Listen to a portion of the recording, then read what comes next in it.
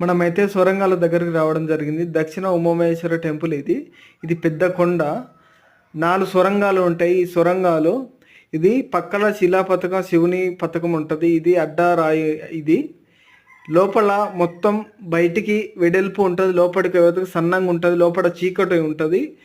ఈ శిల్పాలు ఉంటాయి, రకరకాలుగా ఉంటుంది. సొరంగంలాగానే లోపలికెళ్ళా ఈ గుట్ట మొత్తం బయటికి వెళ్ళిన దగ్గర ఇదే విధంగా ఉంటుంది.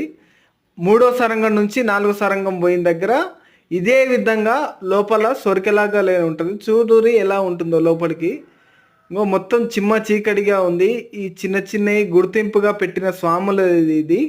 ఈ లోపల అయితే మొత్తం గబ్బిలాలు ఉన్నాయి. ఇది ఈ విధంగా ఉంటుంది ఈ సొరంగం అనేది. చూడండి ఫ్రెండ్స్, నచ్చితే మీరు లైక్ చేయండి, షేర్ చేయండి, కామెంట్ చేయండి.